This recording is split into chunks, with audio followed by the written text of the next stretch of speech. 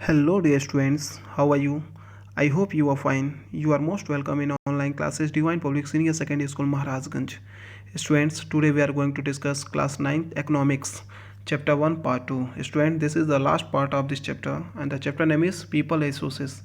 Students, in the previous lecture, we have discussed that how population is beneficial for any country, and we have also discussed about economic activity, non-economic activity, market activity, and non-market activity. Okay, students, in this video, we have to discuss about quality of population, role of education, health, unemployment, nature of unemployment in India, consequence of unemployment. Okay, students, let's start the first topic, and that is quality of population. The quality of population depends upon the literacy rate, life expectancy, and skill formation acquired by the people of the country. Okay, students, let's understand this topic in the proper way. Quality of population को हम लोग कहते हैं जनसंख्या की गुणवत्ता, यानी किसी भी देश की जनसंख्या की गुणवत्ता वहाँ के लिटरेसी रेट यानी साक्षरता दर, लाइफ एक्सपेक्टेंसी यानी जीवन की प्रत्याशा, स्किल फॉर्मेशन एक्वायर्ड और लोगों के अंदर कौशल, किस प्रकार का कौशल, इस पर डिपेंड करता है. Okay, the next topic is role of education. Education is the most important component of human resources development. It contributes toward the growth of society, enhance the national income, cultural richness, and increase efficiency of governance. In view of its contribution toward the growth of the society, government expenditure on education as a percentage of GDP rose from 0.64% in 1951 to 1952 to 3.98% in 2002 to 2003. However, our national goal is 6% of the GDP, the full form of GDP, gross domestic product. Literacy is uneven between males and female.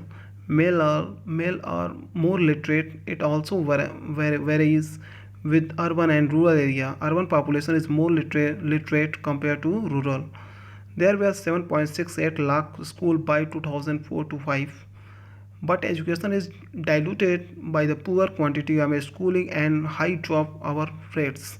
Sarva Shiksha Abhiyan is a significant step toward providing elementary education to all children below the age of 40. Okay, students, let's understand this topic in the proper way. Role of education यानी शिक्षा की भूमिका क्या होती है किसी भी देश में. यानी अगर हम बात करें अपने जीवन के आरंभिक वर्षों की शक्ल की शिक्षा ने बाद के वर्षों में अच्छी नौकरी और अच्छे वेतन के रूप में उसे फल दिया. स्टूडेंट्स, हमने देखा कि शकल के विकास के लिए शिक्षा एक महत्वपूर्ण आगत है. इसने उसके लिए नए क्षितिज खोले, नई आकांक्षाएं दी और जीवन के मूल्य विकसित किए. न केवल शकल के लिए यानी सकल घरेलू उत्पाद के लिए, बल्कि समाज के विकास में भी शिक्षा का योगदान है. यह राष्ट्रीय आय और सांस्कृतिक समृद्धि में भी वृद्धि करती है और प्रशासन की कार्यक्षमता को भी बढ़ाती है.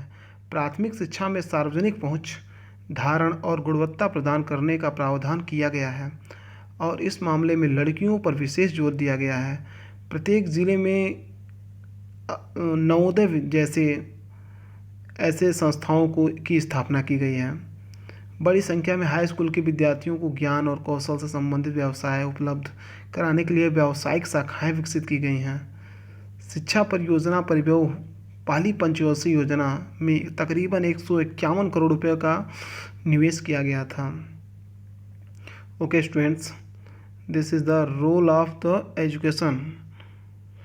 Now next point is here health. Health is another very important component of human resource development. Efficiency of workers largely depend on their health. There has been considerable improvement in the country health standard. For instance, the life expectancy at the time of the birth in India rose from 37.2 years in 1951 to 63.9 years in 2001. Similarly, infant mortality rate has come down from 147 to 47 by 2010. Infant mortality rate is the death of the child under 1 year of age. India has built up a vast health infrastructure, but still much more is needed to be done. Health को हम लोग कहते हैं स्वास्थ्य. इसको समझेंगे. किसी व्यक्ति का स्वास्थ्य उसे अपनी क्षमता को प्राप्त करने में बीमारियों से लड़ने की ताकत देता है. ऐसा कोई भी अस्वस्थ स्त्री या पुरुष संगठन के समग्र विकास में अपने योगदान को अधिकतम करने में सक्षम नहीं होगा। वास्तव में स्वास्थ्य अपना कल्याण करने का एक अपरिहार्य आधार होता है। इसलिए जनसंख्या की स्वास्थ्य स्थिति को सुधारना किसी भी देश की प्राथमिकता होती है, यानी प्राइमरी वर्क होता है कि स्वास्थ्य पर ध्यान दिया जाए किसी भी गवर्नमेंट का, किसी भी देश में का। हमारी राष्ट्रीय नीति का लक्ष्य भी जनसंख्या के अल्प सुविधा प्राप्त वर्गों पर विशेष ध्यान देते हुए स्वास्थ्य सेवाओं, परिवार कल्याण और पौष्टिक सेवा तक इनकी पहुंच को बेहतर बनाना है। पिछले 5 दशकों में भारत ने सरकारी और निजी क्षेत्रों में प्राइमरी, सेकेंडरी एंड टर्सरी यानी प्राथमिक, द्वितीयक और तृतीयक सेवाओं के लिए अपेक्षित एक विस्तृत स्वास्थ्य आधारित संरचना और जनशक्ति का निर्माण किया है। Okay students, the next topic is here unemployment. Unemployment is said to exist when people who are willing to work at the prevailing wage rates cannot find job. When we talk of unemployment people, we refer to those in the age group 50 to 59 years, children below 50 years of age, and the tall and old peoples above 60 are not considered while counting the number of unemployment. Okay students, let's understand this topic. Unemployment को हम लोग कहते हैं बेरोजगारी, यानी बेरोजगारी उस समय विद्वान कही जा सकती है जब प्रचलित मजदूरी की दर पर काम करने के लिए इच्छुक लोग रोजगार नहीं पा सकते हैं,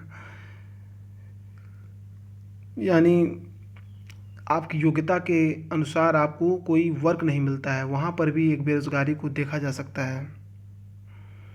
बेरोजगारी यहाँ पर भारत में एक वर्किंग एज को डिफ़ाइन किया गया है, जैसे 15 से 59 साल के बीच में ही लोग काम कर सकते हैं लीगल रूप से, ना तो 15 से नीचे ना तो 59 से ऊपर। इसी प्रकार भारत को 3 एज में बांटा गया है। एक होता है डिपेंडेंट एज, यानी 0 से 14 ईयर का जो एज होता है उसको हम लोग कहते हैं डिपेंडेंट एज। एक होता है 15 से 59 के बीच, इसको हम लोग कहते हैं वर्किंग ग्रुप, जो काम करते हैं। और होता है 62, इसको हम लोग कहते हैं मतलब एडल्ट, यानी मतलब ओल्ड ग्रुप। ये भी अपने आप में एक तरीके से डिपेंडेंट ग्रुप के अंतर्गत आता है। ओके स्टूडेंट्स, कुल मिला जुला के अनएम्प्लॉयमेंट यानी बेरोजगारी, भारत में बेरोजगारी कई प्रकार की होती है, उसको हम लोग नेक्स्ट टॉपिक में डिस्कस करेंगे। Next topic is here nature of unemployment in India, यानी भारत में किस तरह बेरोजगारी है, कितने प्रकार की बेरोजगारी होती है, उसको हम लोग चर्चा करेंगे। Seasonal unemployment occur when people fail to get work during some months of the year. Farm labourer usually face this kind of problem. Disguised unemployment is another kind of unemployment found in rural area. Such kind of problem arise due to excessive pressure of population on agriculture. Disguised unemployment refers to a situation where in the number of workers in a job is more than actually required to do the job. The extra number of workers are disguisedly unemployed. Increase in employment is an indicator of depressed economy. Okay students, let's understand what is the role of unemployment in India. Bharat के संदर्भ में ग्रामीण और नगरीय क्षेत्रों में बेरोजगारी है। ग्रामीण और नगरीय क्षेत्रों में बेरोजगारी की प्रकृति में अंतर है। ग्रामीण क्षेत्रों में सीजनल यानी मौसमी और डिस्गाइज अनएम्प्लॉयमेंट यानी प्रच्छन्न बेरोजगारी है। नगरीय क्षेत्रों में अधिकांशतः शिक्षित बेरोजगारी यानी जो एजुकेशनल अनएम्प्लॉयमेंट हैं, जो पढ़े लिखे लोग बेरोजगार हैं, वो शहरी क्षेत्र आबादी में ज़्यादा पाए जाते हैं। मौसमी बेरोजगारी तब होती है जब लोग वर्ष के कुछ महीनों में रोजगार प्राप्त नहीं कर पाते हैं। कृषि पर आधारित लोग आमतौर पर इस तरह की समस्या से जूझते हैं। वर्ष में कुछ व्यस्त मौसम होते हैं जब बुआई, कटाई, निराई और गहाई होती है। कुछ विशेष महीनों में कृषि पर आश्रित लोगों को अधिक काम नहीं मिल पाता है। इसी को हम लोग कहते हैं सेशनल अनएम्प्लॉयमेंट यानी मौसमी बेरोजगारी। अब डिस्गाइज्ड अनएम्प्लॉयमेंट क्या होता है उसको थोड़ा सा हम देखेंगे। प्रच्छन्न बेरोजगारी के अंतर्गत लोग नियोजित प्रतीत होते हैं, उनके पास भूखंड होता है, जहाँ उन्हें काम मिलता है ऐसा प्रायः कृषिगत काम में लगे परिजनों में ही होता है। किसी काम में 5 लोगों की अगर आवश्यकता होती है लेकिन उसमें 8 लोग लगे हैं, इनमें 3 लोग अतिरिक्त हो जाते हैं। ये 3 इसी खेत पर काम करते हैं जिस पर 5 लोग काम करते हैं। इन तीनों द्वारा किया गया अंशदान 5 लोगों द्वारा किए गए योगदान में कोई बढ़ोतरी नहीं करता है। अगर 3 लोगों को हटा दिया जाए तो खेत की उत्पादकता में कोई कमी नहीं आएगी। खेत में 5 लोगों के काम की आवश्यकता है और 3 अतिरिक्त लोग प्रच्छन्न रूप में बेरोजगार हो जाते हैं, यानी डिमांड कम होता है, सप्लाई ज़्यादा होता है। इसी को हम लोग एग्जाम्पल कर सकते हैं डिस्गाइज अनएम्प्लॉयमेंट।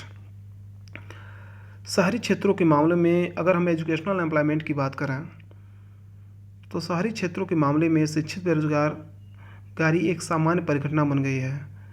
मैट्रिक, स्नातक और स्नातकोत्तर डिग्री धारी अनेक युवक रोजगार पाने में असमर्थ हैं। एक अध्ययन में यह बात सामने आई है कि मैट्रिक यानी हाई स्कूल को हम लोग मैट्रिक भी कहते हैं की तुलना में स्नातक और स्नातकोत्तर युवकों में बेरोजगारी अधिक तेजी से बढ़ गई है। एक विरोधाभासी जनशक्ति स्थिति सामने आई है। कुछ विशेष श्रेणियों में जनशक्ति के अधिक के साथ ही कुछ अन्य श्रेणियों में जनशक्ति की कमी विद्यमान हुई है। बेरोजगारी से जनशक्ति संसाधन की बर्बादी भी होती है। युवकों में निराशा और हताशा की भावना होती है। Okay students, the last topic of this chapter, consequences of the employment. First, unemployment lead to wastage of manpower resource. Second, unemployment tend to increase the economic overload, that is dependence of unemployed on the working population. And the last point, unemployment may lead to increase in social unrest and tension. Okay students, थोड़ा सा बेरोजगारी के लिए कौन कौन सी समस्या क्या क्या परिणाम आता है इसको भी हम लोग थोड़ा देख लें। संसाधन की बर्बादी होती है,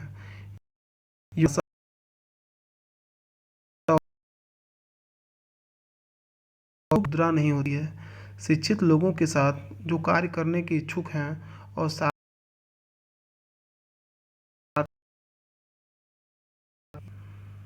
बेरोजगारी से आर्थिक बोझ में वृद्धि होती है। जनसंख्या बेरोजगारी की निर्भरता बढ़ती है। किसी व्यक्ति और साथ ही साथ समाज के जीवन की गुणवत्ता पर बुरा असर भी पड़ता है। जब किसी परिवार को मात्र जीवन निर्वाह स्तर पर रहना पड़ता है तो उसके स्वास्थ्य स्तर पर एक आम गिरावट आती है और स्कूल प्रणाली से अलगाव में वृद्धि भी होती है। Okay students, now this chapter has completed. In next video we will discuss about next topic. Thank you.